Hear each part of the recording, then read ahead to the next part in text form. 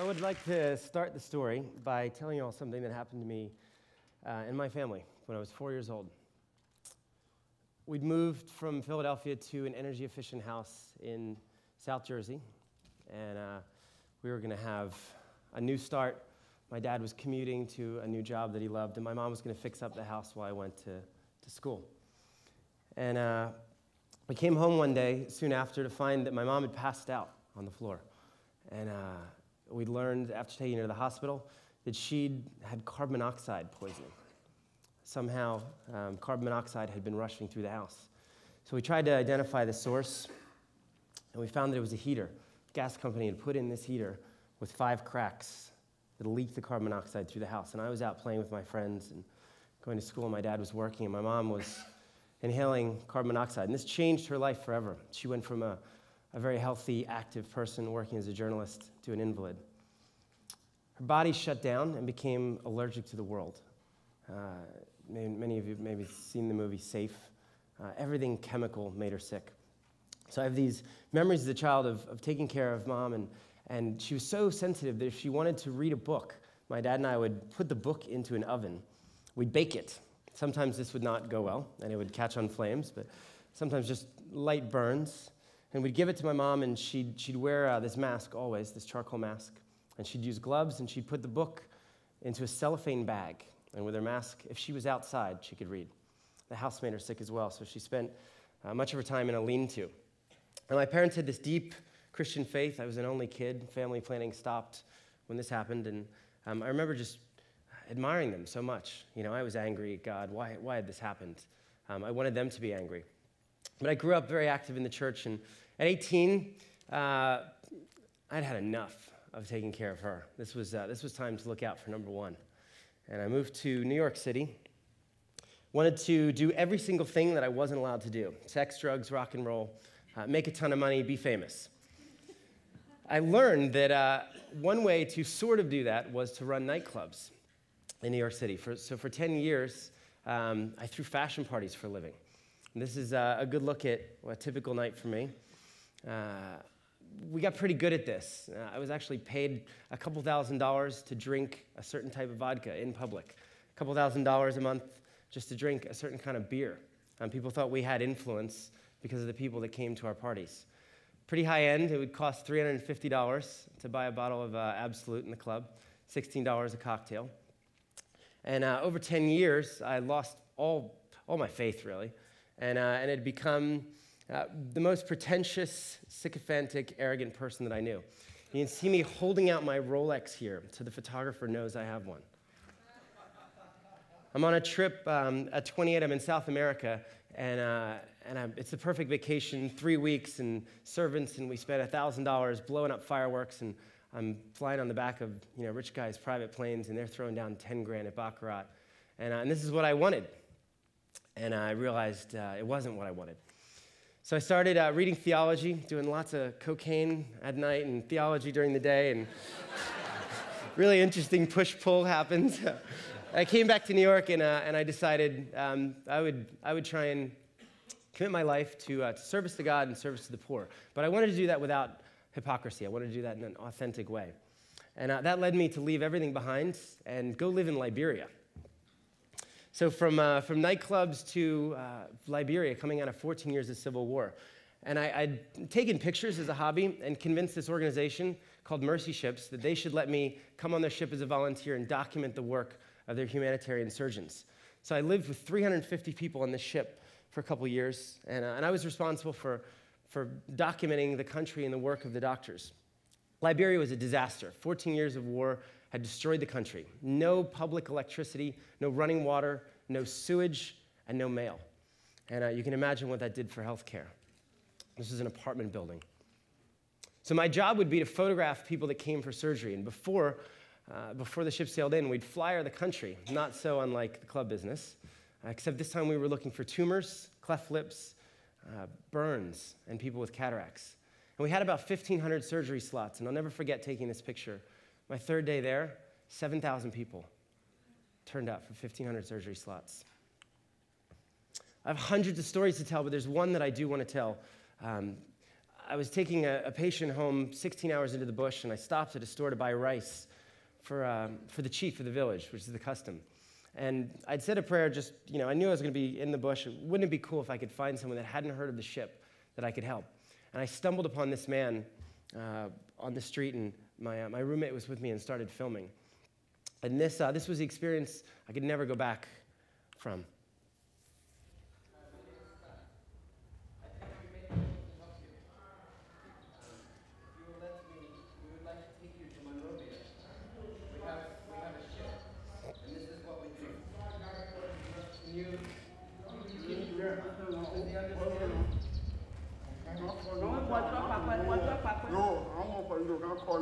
Let me show you.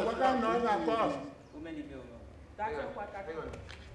We are a ship in Monrovia, and it's doctors from the West. And what we do is for free, we take tumors out. We see many, many, many tumors like this. I've seen many even larger. And everything is for free. Wonderful. Let me show you. I can no one to call nothing my ear. They just go. I can no one to call nothing my ear. Okay, you feel where I'm going, just go there. I'm wondering if we should take him today. I'm telling you, to call nothing my ear. So we are going to take Joseph back home to Corco David Town, but maybe I can bring you tomorrow. You will come with me? Yeah. You will come, okay. Yeah. Anytime you ready. I will come tomorrow. Wow. For you in the morning, maybe 10 hours. Okay. 9 hours. I will find you here. I'll be laying down. We got soon. Okay. How many years has this been growing? About how many years? Yeah, still. How long? It's still. More than 10. More than 10 years. Okay. Okay. I can't promise, but I will bring you on the ship, and the doctors will look at you for free. And I hope we are able to help you. I pray we are able to help you. Yeah. So I will come for you tomorrow. Okay. Okay? I'm Scott. Harris. Okay. Harris. Okay. Thank you. My last name is Harrison. Harrison. Harrison. So. Okay. Scott. Scott I Harrison. will see you tomorrow. I'm very glad to meet you. Okay. Thank you. So I took Harris on the ship. This was his x-ray. Tumor had been growing for about 15 years.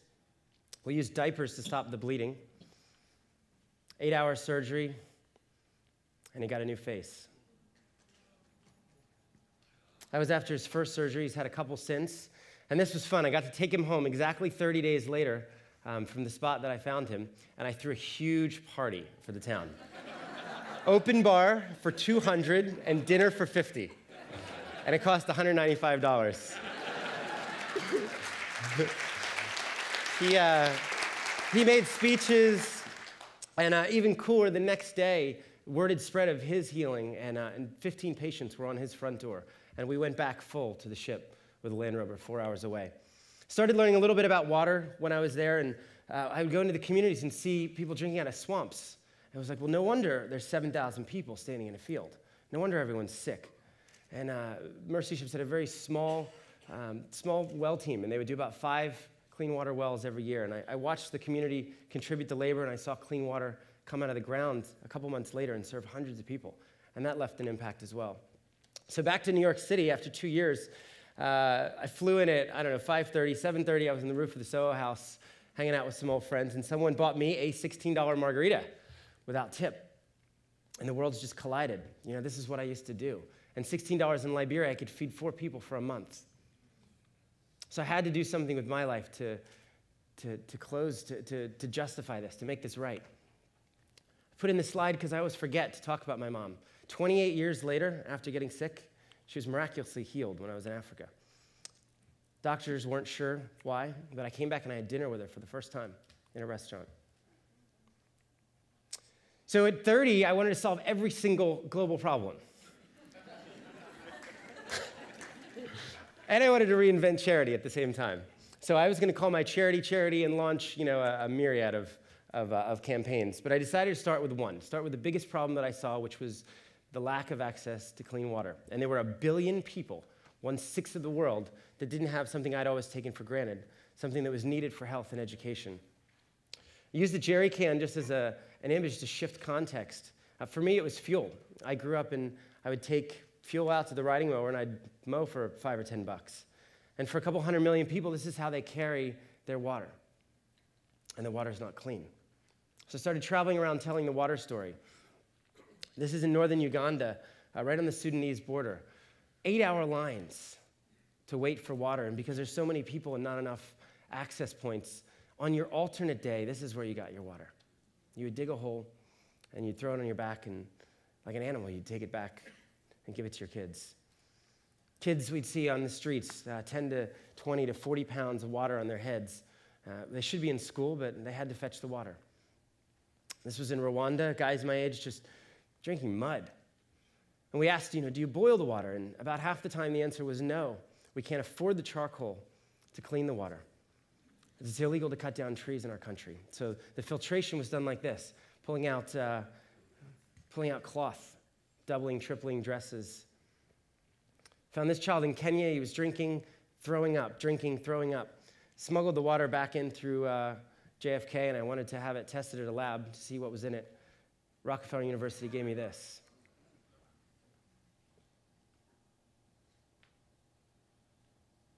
A town called Bogeta in Ethiopia, 5,000 people living here. Their biggest struggle was with algae.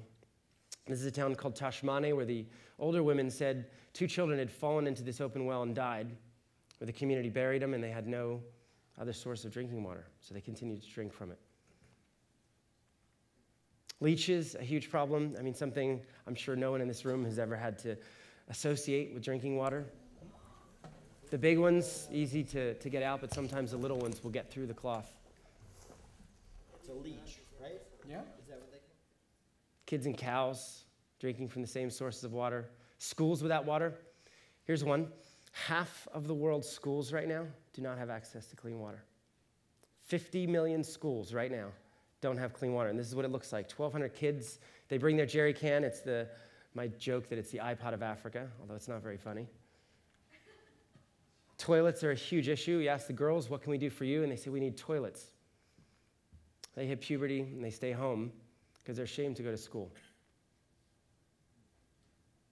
And it's backbreaking work, causes severe spinal injury.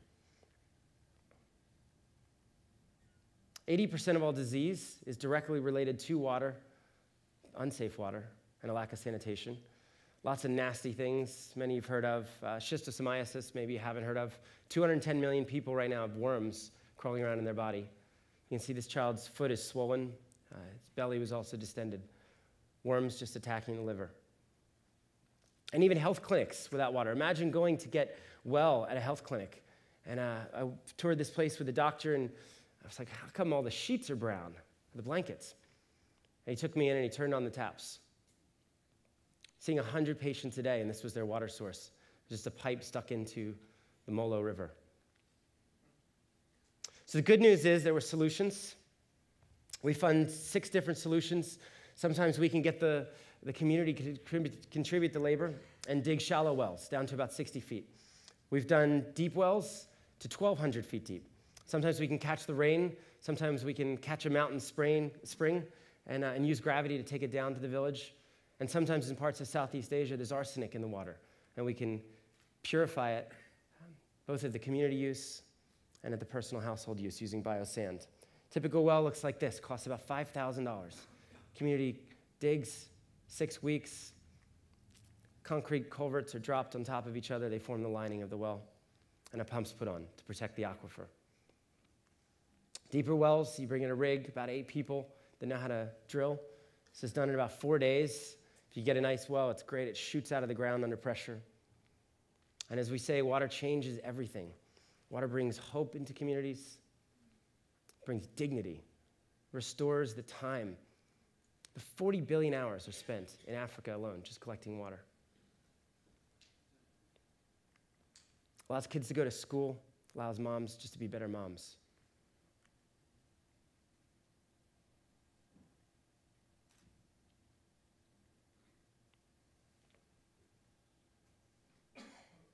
So I'm going to take my last 5 minutes just to talk about what it looked like when we tried to solve this problem. So at 30, again, wanted to reinvent charity. I looked around and I didn't see anything else that I wanted to join. And I saw that people my age weren't giving enough. And their main excuse was, I don't know how much of my money is actually going to go into the field. I said, okay, well, let's come up with a way to give away 100% of the money. 100% model. Now, there was a charity called the Robin Hood Foundation in America that had figured this out. The only problem was that was founded by a billionaire.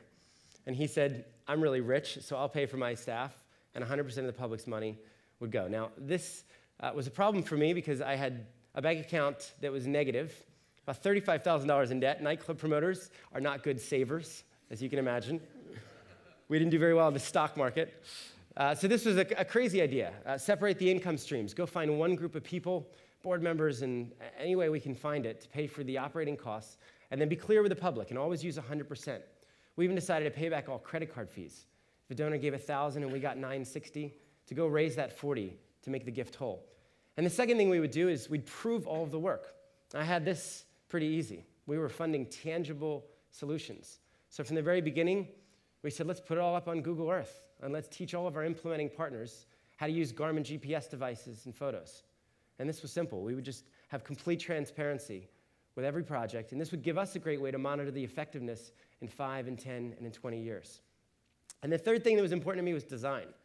A lot of charities just seem to have really bad websites and bad collateral, like animated blinking GIFs, and I don't know, and they seem to not be able to tell their story simply.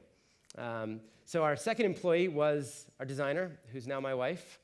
And we said, let's create beautiful things. Partnerships with company to design sustainable products that were educational. E-cards, where for $20 you could send a Valentine's Day card to someone else, and we'd allow that person to choose where the money went and designate it to a country. Same thing for Easter. We did Hanukkah, we did the holidays.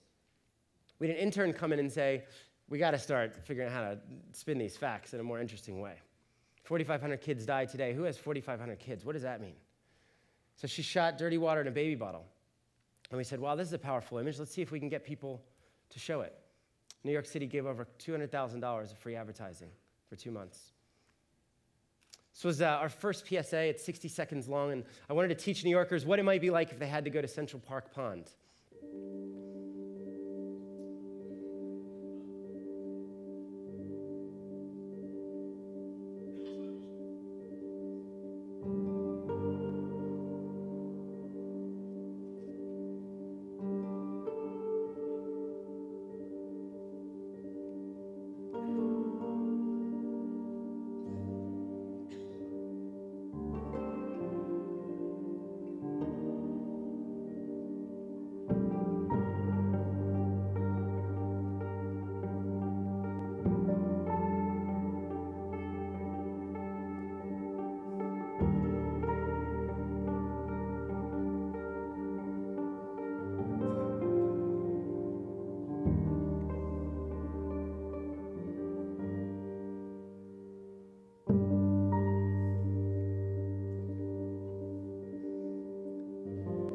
That debuted on American Idol for more than 20 million people in a donated time slot. Started taking my photos from Africa and had a fashion photographer, a friend of my wife's, shoot rich people in the same poses on the Upper East Side. Imagine if these kids going to a $30,000 a year prep school had to carry water. Imagine if our friends in their Brioni suits had to go up to Central Park. We would never allow this. Took over exhibitions all over the country, put the photos in front of people. Worked with corporations, Saks Fifth Avenue, took this on and shot their Mother's Day and Father's Day catalogs completely in water. Started selling these $5 bracelets, and then they gave up the windows of Fifth Avenue for 7 days, right after Giorgio Armani, to spread awareness and get people engaged. Then as a company, through their employees and their customers, raised $700,000. Most fun has been working with individuals and seeing people step up and do extraordinary things. 7-year-old kids raising $22,000. Guys climbing Mount Kilimanjaro, trying to raise $1 per foot, blowing away their goals.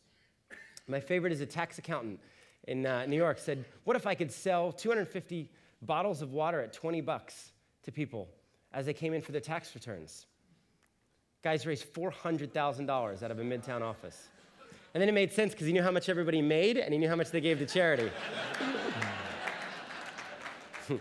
We raised about $500,000 using Twitter. We were the benefactor of the Twestival and have had celebrities support us on Twitter. Have a schools campaign where hundreds of schools have come together to raise hundreds of thousands of dollars to bring clean water and toilets directly to schools in the developing world.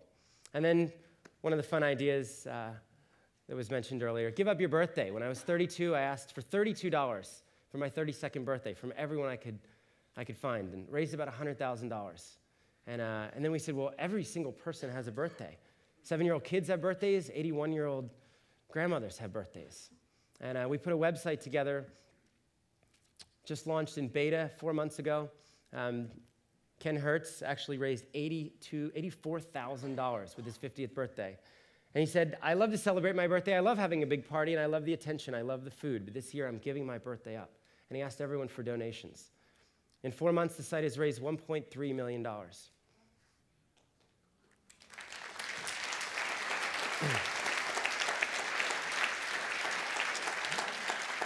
We've never hired a PR agent, but we pitch like crazy. We're constantly writing emails to people, and we've gotten enough people to talk about this issue. And we've expanded to 16 countries, so it's not just Africa.